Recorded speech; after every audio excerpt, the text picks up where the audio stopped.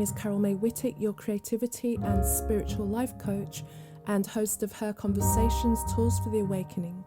Her is an acronym for Higher Energetic Resonance. This is the optimal state to embody in order to attract our highest desires. What is the awakening? This is the moment in time when humanity rises up out of the darkness. Who is awakening?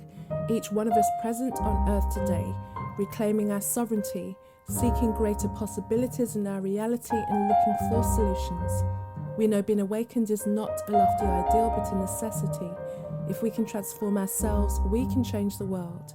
Guests on Her Conversations will speak to your spirituality, sensuality and soul. Listen to their stories and hear how they are in service to the world. Let their words and these conversations embolden and inspire you. Before we get into this week's episode with Tai Goodwin, I just want to remind you, if you're listening prior to Wednesday the 14th of August 2024, there is still time to join me in the Creative Confidence Masterclass, where you'll rediscover your creative abilities, explore spiritual practices to enhance your creativity, and build a strong connection to your intuition, and learn to integrate creativity into all aspects of your life. The link to join up is below, as is the link to Her Inspirations, the sister podcast to this title, where in each episode I explore with you a different aspect of our spiritual and creative journeys.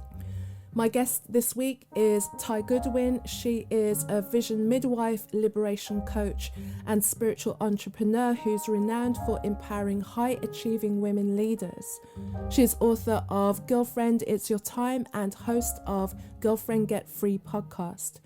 During our conversation, Tai talks about her decision to pivot in her work, to deconvert from Christianity, and how now she is guiding others through their liberation from religion and helping them find their own path to spirituality. So as always, I begin by asking my guest, HER is an acronym for Higher Energetic Resonance. When do you feel that higher energetic resonance? So I feel a higher energetic resonance when I am grounded, when I do my own work and I spend time connecting to my higher self. That is what gives me energy. I feel it then. And I also feel it when I work with my clients, when things are aligned and we're both getting chills or, we both feel the energy of what's happening in the conversation. That is one of the ways that I feel that energetic resonance as well. And before we go deeper into the conversation, please share with the audience who you are, Tai, and where you came from, and what brought you to do the work that you're doing today. So I am Tai Goodwin. I am a liberation coach and a vision midwife, and I've been in this entrepreneurial game for over 20 years in one form or another. And I started out doing career coaching and then moved to marketing. And most recently, I built a multiple six-figure marketing agency. But more recently, I decided I wanted to use my superpowers for good. I have always loved the coaching side of what I do.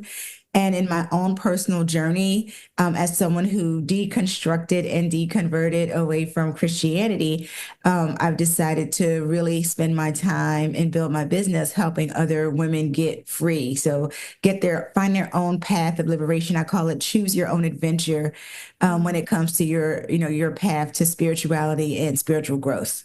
So tell me, what got you there? What was it that made you look at Christianity and see how, I think you'd spoken to me before and used like sacred shackles, the sacred shackles of religion.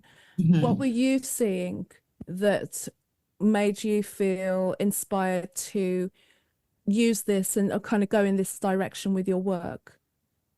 Well, the direction of my work was pretty recent, right? I took a look around and I was seeing all the stuff that was happening in the marketing space. And, I kind of got bored with it. I didn't want to do the market. I didn't want to talk to somebody else about Facebook ads or about funnels. I'm just like, and listen, I think those things are still needed in the marketplace, but it wasn't what I felt like I wanted to spend my time. Like when I look at the next 20 years of my life, I don't want it to be, well, Tai was a really good marketer. And so I started thinking about, well, where do I want to have more impact? And then taking a look at my own journey, I started deconverting about 20 years ago. And I remember at the time I was very, very active in church. I considered myself a diehard Christian. You got to believe the way I do. And if you don't believe how I believe, then you're going to be suffering for an eternity. And we got to tell everybody about this book and this church and this God. And I spent a lot of my time like that. But I also realized that in the times when I needed healing and I was praying and God help me, fix me. What am I doing wrong? I was not getting any answers. And so every single Sunday, I'm back up at somebody's altar praying and God help me, heal me, fix me. What am I doing wrong? Pray more, fast more, read more scriptures.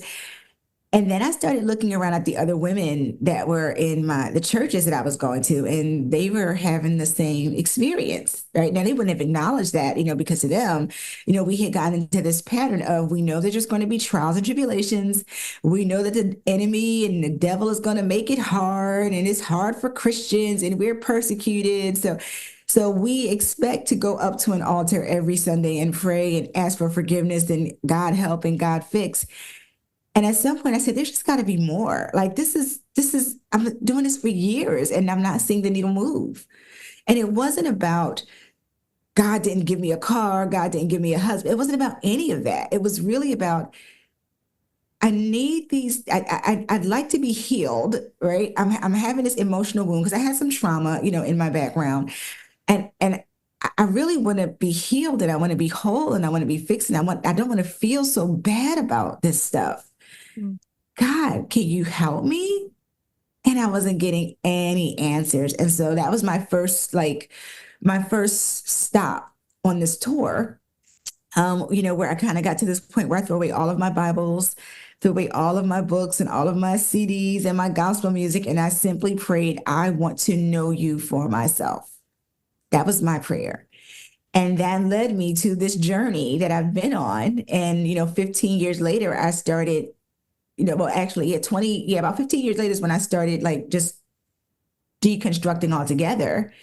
And then I finally made a decision that this is not for me. Like, Christianity is not for me. I don't believe in Christianity. I don't believe in the Bible. I don't believe in God. It's just not for me. Mm. So what space are you in right now? I consider myself a spiritual atheist. Okay. Right. So atheists is I don't believe they're deities. I think that humans make deities, which is why we have so many of them, because we make them after ourselves. We make them after what we know or what we've observed, and we can turn that into a deity. I don't think there is a deity or deities, but I do think there's something bigger, right? Whether it's some kind of energy or something, and I don't know what that is. And that's one of the things that I had to get really comfortable with, being able to say, I don't know what it is, and not try to fill the gap with something just because it was convenient, just because it was comfortable, or just because it was something that I grew up with, or what I think a lot of people have done. And it's not that people are trying to be bad or misleading or anything like that. I think we've been indoctrinated to fill it in with something that keeps us from going to an eternal hell. Right. So I don't want that. So I've got to align with this if I don't want to go to a bad place at the end of everything. Mm-hmm, mm-hmm, mm-hmm. So what was the response around you? Because if you've grown up in the church, you've spent so long, and especially if you were very vocal about, the chapter and the verse and all of it, then to now have this turn about turn and be speaking something else. Like, what were the conversations that you were having with regards to that? There weren't a lot of conversations. I mean, when I did have a few people that reached out to me, and it was like, oh, but you need to be in church. You need to do this, and I realized though in that moment though I didn't have a lot of friends. They were people that I went to church with, but they really didn't know me. They really didn't know the depths of what I was experiencing. And I realized just how isolated I was, because I wasn't talking about all of the things that I was experiencing, because I really didn't have those friendships. And I think that was actually a saving grace, because I know a lot of people that when their friendships and their whole social life is built around church, it gets really hard for you to separate the two. And it's like, well, I don't want to leave my friends. So even if this doesn't feel right, even if I don't really believe what they're talking about on a Sunday morning, my friends are there and my family is there. And so I'm just going to stick with it. My family, of course, the people that I talk to, my family, I've always been a little bit of the black sheep, in the family. Like she's the one that moved away and she did this and, that kind of stuff. And of course, my mother, who is still very much Christian, was very much like, oh, you need to have Jesus and you need to have God. But interestingly enough, I have a younger brother, and he deconverted as well, at some point. And it was funny because my brother is a Grammy nominated Christian hip hop rapper Mm. who's been to Bible school and all over the world and written books. And so I was hesitant to even talk about my beliefs in a big way because I didn't want people to be like, oh, well, your sister's not a Christian. And so they were going to judge him. But he's recently kind of come out of the altar, I'll say, right, come out of the confessional and, acknowledged and announced that he is that he doesn't believe in God anymore. And that was huge Mm. because, Grammy nominated Christian rapper preached to thousands of people. And so he really got a lot of flack for that. And it was interesting to watch that for him. Gosh, I bet. I mean, what are you, now that you've got some distance and you're looking at the church from a distance, what are your thoughts about the way that it is? Like, are you kind of seeing the theater of it now that you're not there? I know that because I came from the church, but I'm not part of any Yeah. church right now as well. Mhm. And occasionally I'll kind of meet someone who tells me that, I should go back. Yeah. I was a pastor's kid as well. So of all the people to not be in the church, but that Yeah. different story for a different day. But then also now, like kind of pulling back and really looking at the mechanics maybe of the church, the Hmm. theater of the church as well. Yeah. The theater in terms of the personalities that Mhm. are in themselves deified, like we talk about Oh, yeah. deities, but like in between then you have almost a celebrity culture within the church that Hmm. I'm witnessing that maybe I didn't pay attention because I was younger, so I didn't see it that way. I mean, there are a few people that I knew their names of and had their records, but this now seems different. I mean, the fact that um there seems to be so much crossover as well. And I know there was always like the crossover that I always remember growing up was Andre Crouch would kind of be like the crossover artist, and Yeah. his choir would be there and like he'd like have Stevie Wonder on his album. Like one of the first albums I ever listened to was Uh-huh. Andre Crouch that had Stevie Wonder on it. And then he started turning up on Michael Jackson albums and other people like that.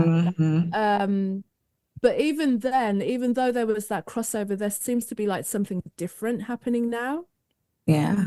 that is kind of different to even that. And I'm sure Andre Crouch like met with his own flack for crossing over because it's devil's music, right? And then we Uh-huh. could talk about all of that.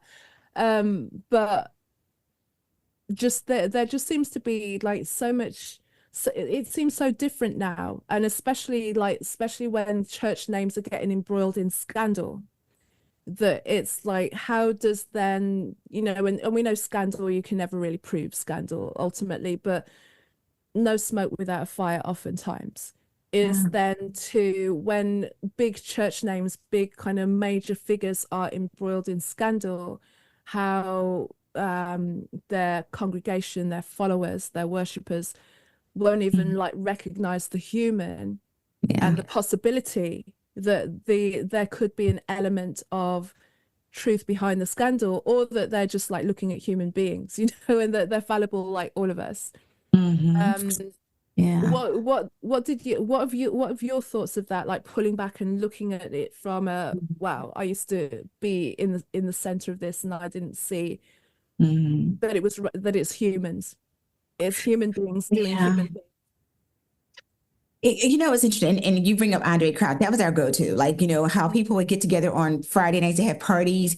My family would get together and we'd be listening to Andre Crouch and Lionel Harris, and we'd have the brush and we'd be singing, and this is your part, and this is your part. So that's what we did, like, in our very thing. It took me back there for a minute. And I've seen Andre Crouch and the Hawkins, Tremaine Hawkins, and all that whole thing. Like, that's what I grew up with. So I know that very well.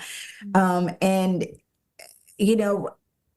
at some point, I remember being a teenager and kind of feeling a certain way about the way certain pastors were presented, and the story around their birth, or the story of their testimony, so to speak, and how, they would come and share this testimony about, I was, abandoned by my parents, and then this and this and this, and then God saved me. And, these stories that people have, or these testimonials that people have. But even before that, I remember we used to follow a reverend called Reverend Shambach. And it's this white guy with this white suit. And he was with this guy, Brother Donald, and Brother Donald had this silver hair and he had a white suit. And so we kind of grew up with this theatrical service, where he's screaming and yelling and sweating. And the more he sweat, the more holy he was, and then people are running up to the altar and getting prayed over, and people speaking in tongues and holy dancing. And like, that was every Sunday for a number of the churches that I went to. And so I was used to seeing that. When I started to peel the layers back, though, I started to realize, number one, how much of it was just not happening. Right. So, for example, like, when you go to church on Sunday and you hear all the testimonials about things, it's like, oh my gosh, this is great. And everybody's high in this energy. But the minute you leave and you're trying to like actually live your life, it's like, hey, wait a minute, where did it all go? Right. So where did it all go? And then, like, if you spend time around pastors, you can see them on the church, in the pulpit, hyper energetic, and then you get them in their home environment and they're cussing, they're mean, they have attitudes just like regular people. Right. And there's nothing wrong with being a regular person. I respect that, I appreciate that. But where I think church has got it wrong is that we have a lot of people who are presenting as perfect, but they don't really practice anything behind it. Right. So if you can get up, and it's why we have pastors in huge churches that can get up in front of a church every Sunday and they can condemn sin in other people. They can cry about how God has just blessed them and how grateful they are.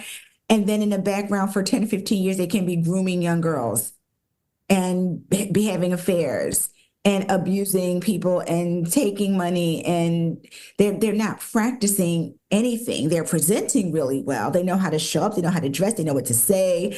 They know when to say it, right? They know all the things to do to get people to feel a certain way, and it's psychological. Right. And I don't think you realize that either, like with the speaking in tongues and all those kind of things. Like, I'll say this too. I remember when I started to read about how people get brainwashed into things. And I remember when I started applying that to a church service, that I'd gone to a church service and they made it really cold in the room. And their worship service was about an hour and a half long. And what they're doing is we're getting people, right, to move. We're getting people to sing. We're getting people to engage and have this energetic experience. And think about this, how the order of the service is. Right. We're going to get you all hyped up and energized. And then what are we going to do? We're going to take the offering. Yeah. Right. And we're going to say in that offering, you've been experiencing this goodness, you've been experiencing this energy and this power. And now God needs you.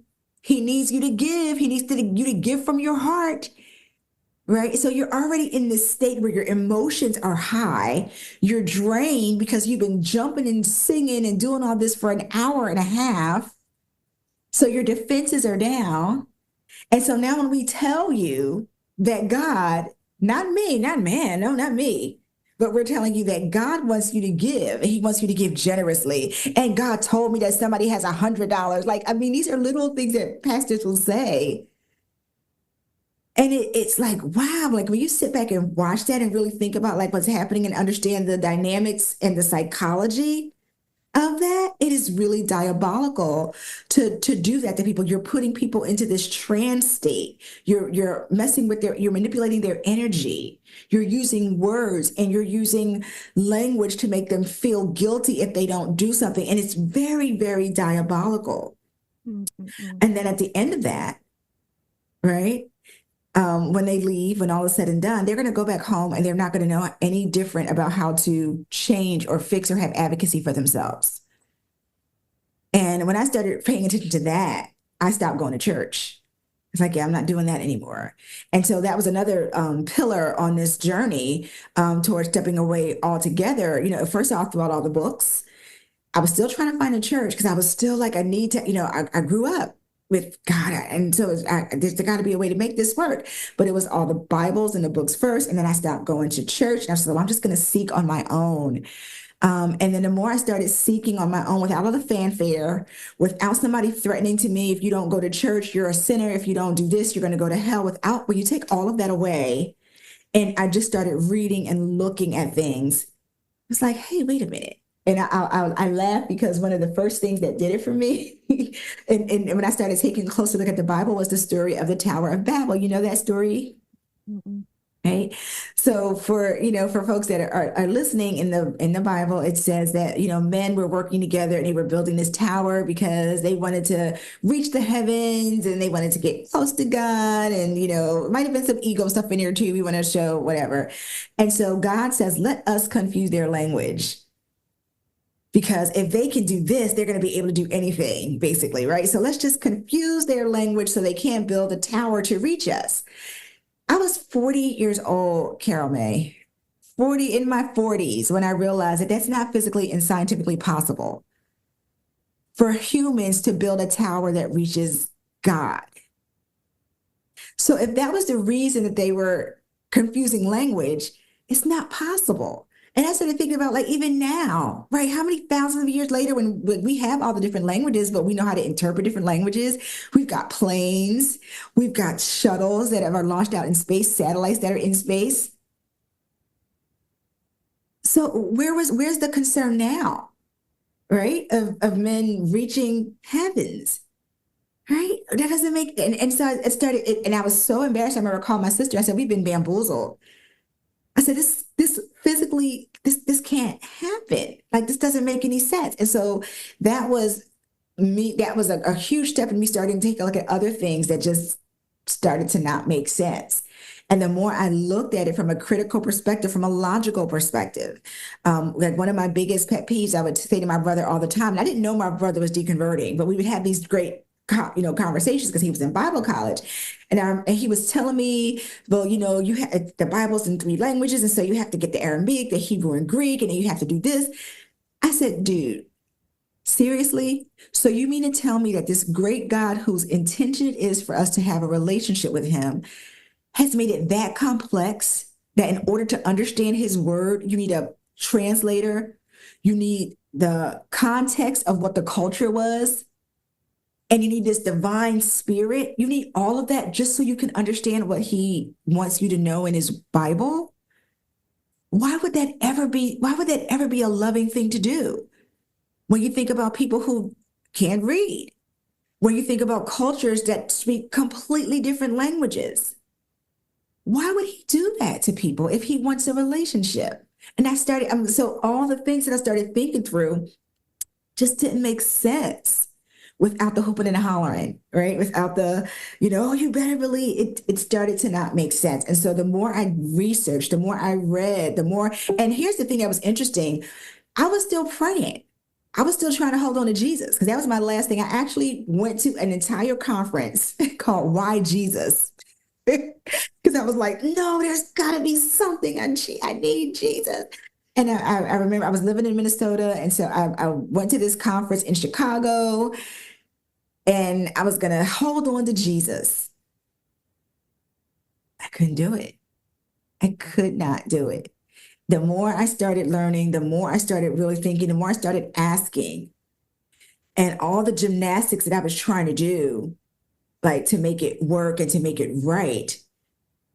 Like, yeah, I can't. Mm, And so I eventually just stopped. I said, no, I'm not doing it anymore, not believing that. mm. The evidence, and now let me say not believing that, but the evidence isn't there to Right. convince me that this is real. Mm. But you know, a lot of what you were saying there, when you go into the spirituality world and all of the different modalities and setups there as well, are exactly the same. You know, because I even went, searched many modalities over the years and got involved in groups that were ultimately, some may call them cults, where you kind of get involved in it and you see the same thing. Yeah. Things look good, people are saying the right thing, everyone's walking around like holier than thou and presenting really, really well. People are coming from Hmm. all over, and but then, like you say, it's a manipulation of language, a manipulation of people's emotional state and their need for community and Yeah. their search for healing, and then a manipulation of their energy and trying to get them into trances under so many different levels, and Yeah. and when and again when you kind of pull back from those things. And I know there was a group that I was involved in for a long time, and then when the wheels started to fall off, Hmm. and you look back again and you're like, man, and it's interesting because the first time I ever went to a meeting of theirs, like there was a voice in my head that go, this looks like a cult. Like, no, no, no, Hmm. like I wouldn't go, what I mean? But but sometimes you have to like be in the center of it to witness what it Yeah. was and how these, because we're all, I feel the reason why people get drawn into spiritual practices or get drawn into religion, because they're searching, like you say, for a relationship with something bigger to make meaning of their life, and also for them to feel connected or part of something that is more than just this material play that we're doing. That there must be something more, there must be something more. And then you find other people that are on that same journey with you, and like you said, you get family, community, business, like Hmm. people can like embed their entire life in that. So then to pull away, or to be suddenly, waking up one day and just going, oh, hang on a minute, and pulling Hmm. back and then witnessing it from afar Yeah. and really seeing what it is and what it has been, and where you were and how it pulled you in and why it pulled you in. Because I Yeah. know for my own, when I was really thinking about the situation where I came out of it, it wasn't just about that, because Hmm. that, the organization will exist for as long as there are people that will buy into the story and all the things the organization will do. But it was in pulling back and witnessing it, doing research, finding out how deep and wide these things go, because they do, and like how Hmm. financially lucrative they are for the people involved. But Yeah. then also it was then the real freedom came from questioning why that was necessary for me at that time, because I went Hmm. in there when I was fully formed adult. So it Yeah. was like, well, why did I go into that at that time, and what was it about that situation that kept me entranced, even though my own intuition had told me from day one that it Yeah. wasn't right, but I'd overridden it and just gone in there anyway and spent a Hmm. few years in there. So I think it's sometimes as well, um, an opportunity for us to look at why we cluster to these things and cling to these things and override our own senses when Hmm. something in us is like either whispering in our ear or telling us or making us feel that they're Yeah. not right. Because I see with, many of the energetic practices that were shown for when the group that I was in was a way of keeping people out of their pain, because you could Hmm. you could float on you could be in one of your, you could be up here outside of the pain, or you could stay there for many, many years as well, because it's so powerful. And then, like you say, using the language, using a lot of NLP, using a lot Hmm. of sound, using a lot of mantra, you can really entice people. And now with technology, you don't Oh, they yeah. don't even have to be in the room. So Exactly. but it's good that people are pulling back and awakening to these things, but it then requires, I think, in order to free yourself from it, is that questioning of like, why did I get here? Why did I do this in the first place? And then once you know what it was that you felt that you were missing, why you needed it, then you can be like, well, I can find these things in my own way. And if I do every now and again need to connect with people, I still keep my discernment on as well, because it gets comfy and cozy when you've got someone doing the work for you, giving you all the things that you want to hear. But sometimes it's like, but I just need to like check in with myself every now and again and going, is this okay? Am I like giving all my authority over to others just to Yeah. get into that space? Yeah. And I think that that's fascinating because we seem to have this need, right, to create this connection to something bigger. And that's why I say like the spiritual side of it, like I think we get into trouble with the deities. When we make something a deity, we make something that has to be worshiped, that has to have this, it has to have this organization to it and this hierarchy to it. I think that's where we get into trouble. But I really do think that we can still crave, and there's still space for us, this spiritual energy, quantum, whatever you want to call it, right? There's something there. Like when you connect to a person and you can, like when you talk to a person and there's this energy that you start to feel, like that's a real experience for me. And I don't know where it comes from. I don't know what it is. I know what theories there are about that, but I can't shake that piece of it, that when you're in a certain person's space that you can just catch a vibe, right? Or you could be in a space with someone else and you'd be like, no, something's off here, right? So there's something there that's not tangible that does happen. And it's easy to want to attribute that to a God, right? Or, a deity or something along those lines. But the reality is that we don't know. And I've had to get really comfortable with saying that I don't know and being willing to still enjoy the journey anyway. But there's something in us that kind of craves that.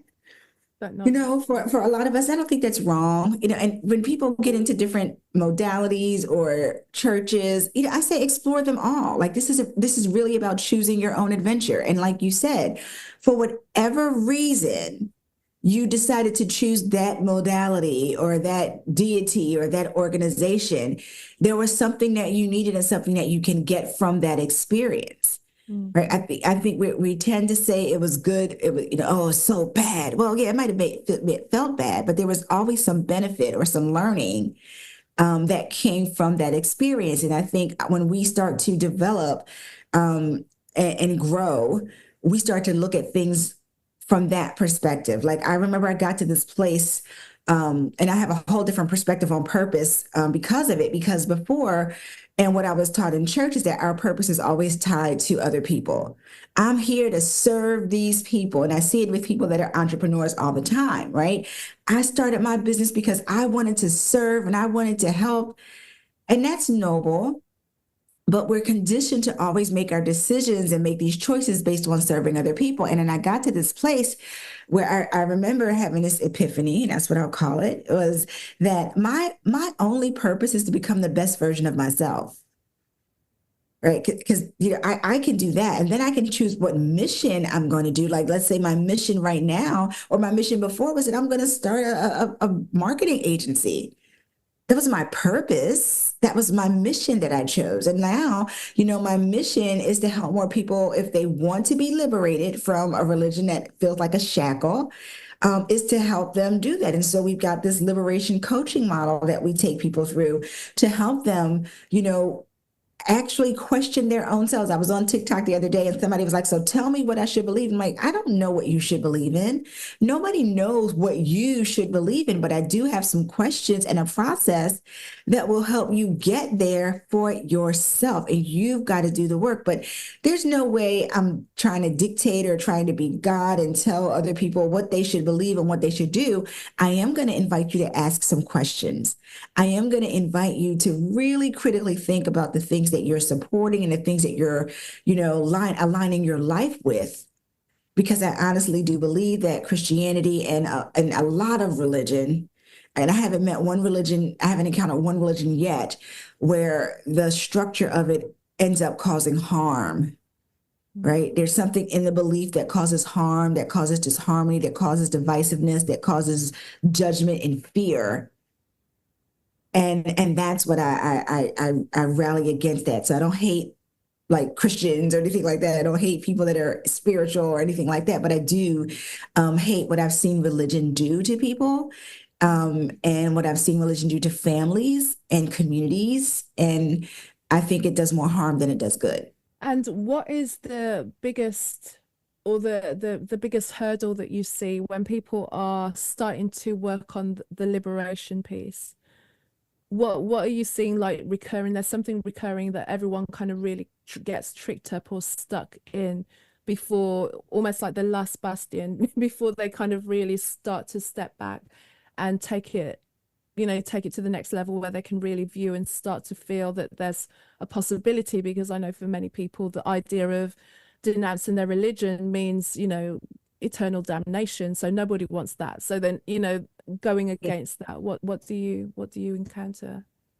Well, it's the fear, right? It's fear, especially from a Christian standpoint, because if you've been raised to believe that God is, Jesus is the only way to God. And if you do anything outside of that, you're going to go to hell, and that God's going to condemn you. He's going to never talk to you again.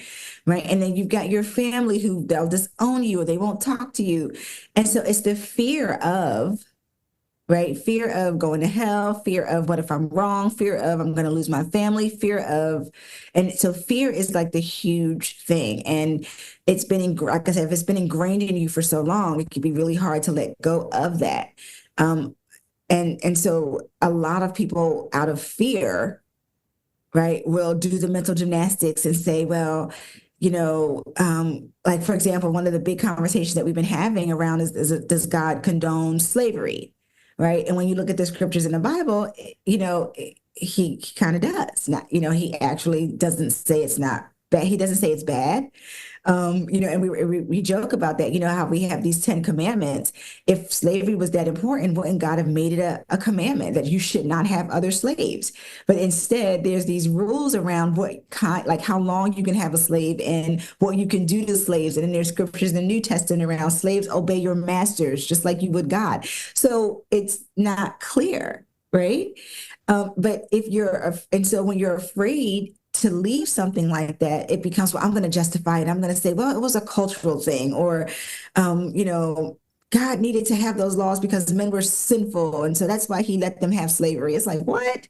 Wait a minute. God can trump all that. If he really thought that it was a big deal, why would he put it as a commandment, especially to people, especially when he gave the commandment to people that he had just delivered out of slavery from Egypt, right? It's like, it wasn't like it was a novel concept. He just delivered them out of slavery. So if it was that bad, why not make it a commandment and say, that was horrible. I don't ever want anybody to ever have slavery again. So let's put it in a commandment. But you do these mental gymnastics to try to make it make sense. And it's out of fear. I don't want to be cut off. What if it is real? I don't want to go to hell. I don't want to be separated from my family. Or like if you don't choose God, then all these bad things are going to happen to you because now the devil is going to get you. And I'm like, but you do realize that the Bible says that the devil will persecute you even if you are a Christian. So if you don't have God, you're going to be persecuted. But if you do have God, you're going to be persecuted. So what's the balance? But we do these mental gymnastics to say, oh, no, this is better and this is safer. And the reality of it is that it's not always safer. It's not always better. I mean, you've got just as much abuse that runs rampant in the church than it does anywhere else. You've got, year after year after year. There's not a year that's gone by when somebody hasn't been outed or found out because they were abusing a child or they were abusing a woman. And if that's, and I always think about it, that's what we hear. Imagine how much more we don't hear. That's what I was alluding to earlier as well. Like there's so much that and people are defending it hard because it's difficult to believe that the ones that you've held up on the pulpit, shall we say, have been doing all of this dirt behind the scenes, and yet the stories persist. Yeah. And now it just feels, that there's going to be, to use a biblical term, revelation around that, where all of these people who've been held up as paragons of virtue. We're just going to see the human side. And so it's interesting. It'll be interesting to see what that does to the community at large, Yeah. and what impact that might have universally on religion, talking about Christianity, and in particular the Black church as well. Yeah. Because I'm seeing like major figures that are, Mhm. known known and protected time and time again, but there's only so much we can continue to hold Yeah. sheet Well, around we'll, people's yeah, behavior. well, we'll see. I mean, Mm.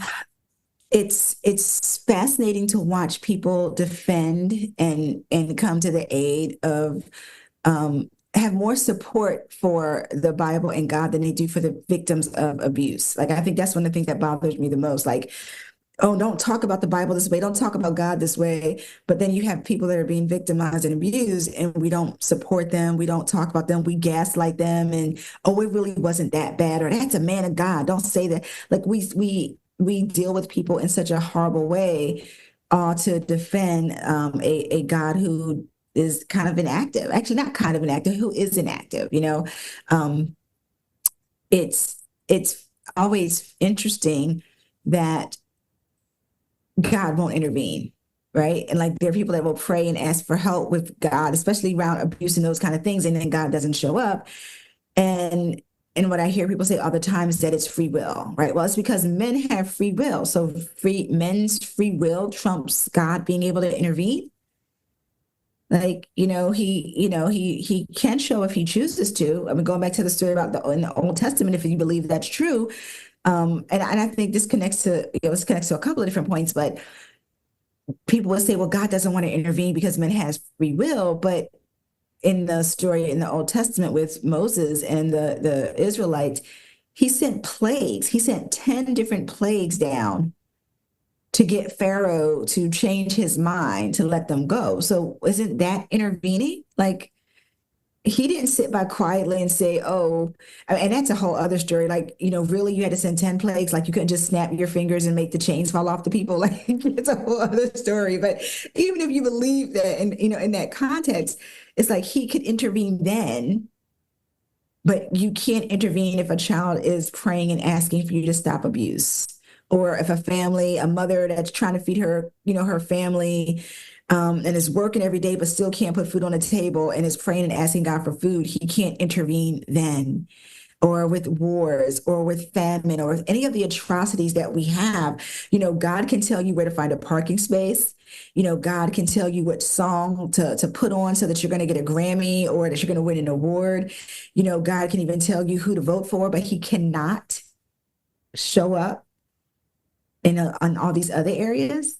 Like, it starts to not make sense. Like, well, why wouldn't he just show up when people requested, when people needed him? And it's not about God being a genie, because I've heard that too. Well, God's not a genie. You can't just, but I mean, don't tell people in the Bible to ask and it'll be given to them. Like, you said that. Like, I didn't write that, right? Knock and the door shall be open, seeking you shall find, asking the door shall be given. Like, I mean, asking it shall be given to you, so don't put those promises in a book and then get mad when people want you to live up to those promises, because that's not fair. That's not a just or fair or loving way to be to people, if that's the God that you say that you believe in. What are you taking forward, and how is your work evolving to liberate more people that are coming with you?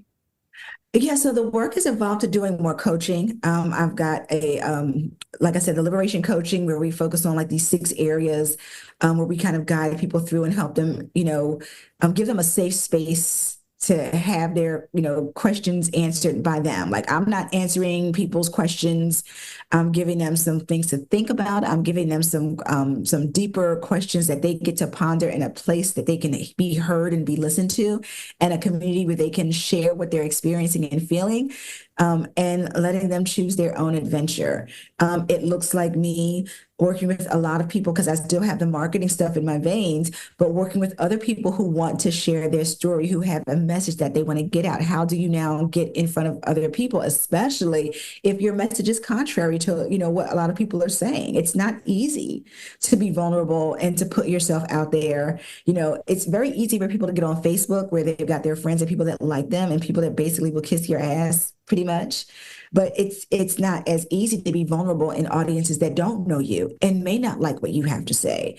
And so a lot of the work that I do around being a vision midwife is helping people step into that bigger vision of themselves, like not being afraid, right, to think outside of who you are now so that you can create a bigger vision for you, so that you can find the message that you really want to share and share it without apology, without excuse, without needing validation from someone else. Because I think we're in a time where we do need more people who are practicing and not just presenting. We do need more people that are going to speak up about their experiences and about the messages that they feel they want to share with people, because that's what's going to turn the tide. It hasn't, the people praying in churches hasn't been able to do as much. Like, look at where we are, especially in this country. Look at where we are. For as Christian as we say we are some of the most unloving people. We've got greed that runs rampant. We've got hatred that runs rampant. Violence that just runs amok. Like, we've got all those things, but yet people will scream and shout that, we're a Christian nation. And if people just want to come back to God, what happened to the people that have been back at God all this time? Like, you guys, what have you been doing? Or have you not been praying? Did he not hear you? Like, is he like ignoring you? Like, you guys been praying for how many years? And it keeps getting worse.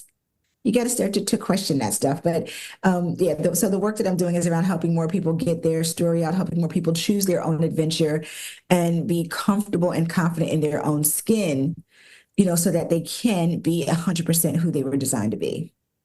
Beautiful. And it's so, like you say, so needed to step up and say the unpopular things right now. So I appreciate that you're one of those that are helping it. Where can people find you, Tai? So I'm on social media for now at Tai Goodwin. You can find me on Facebook. You can find me on Instagram, and TikTok has been pretty fun these days. But you can also find me at taigoodwin.com. That's where I do a lot of writing. We've got a podcast that's launching called Girlfriend Get Free. And so you can find me there. Good. Perfect. Thank you so much for today. I appreciate your message. Thank you. Thank you, Tai, for sharing your wisdom with me, and thank you for listening. If you've been enjoying this episode, please feel free to share and to leave a review.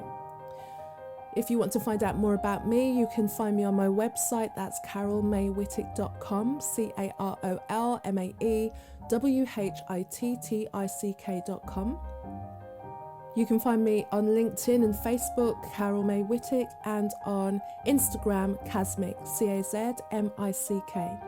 Until the next episode, take care. Thank you. Bye-bye.